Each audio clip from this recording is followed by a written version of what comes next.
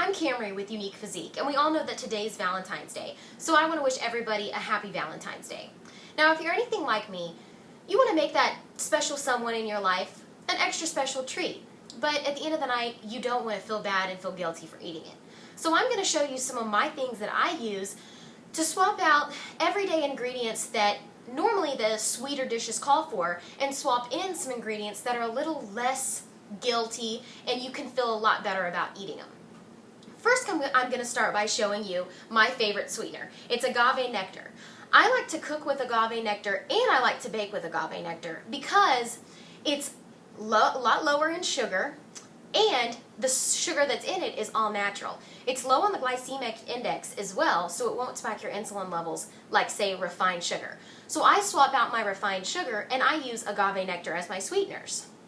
Another trick that I like to use is I like to swap out any eggs and use egg whites. Eggs are kind of high in calories and they also have cholesterol, and so I don't like to add those to a lot of my dishes whenever I'm baking. I like to use egg whites that essentially have 15 calories per egg white. Another trick I like to use is I like to bake with applesauce. Swap out that oil that your dish calls for and use applesauce. I use about the same amount of applesauce as it calls for oil. This reduces the amount of calories and it still gives your dish that fluffiness that you want. Another trick I use is I swap out heavy whipping cream in, say, a recipe like chocolate mousse, and I use avocados.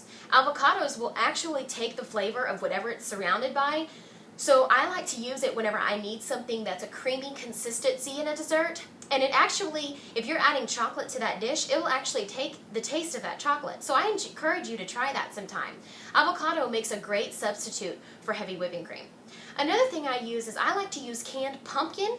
Whenever I'm using things like boxed mixes, just add the canned pumpkin and you're ready to go. Another thing you can use is add cherry preservatives that are all natural or organic. Add them to your everyday box brownie mix and that makes a great brownie. Log on to uniquephysiqueonline.com to see more of my recipes, and also log on to our Facebook page, which is facebook.com/the original Unique Physique, to see some great recipes for your Valentine. I hope you enjoyed my tips and tricks, and I hope you can enjoy these tips on your Valentine's Day as well.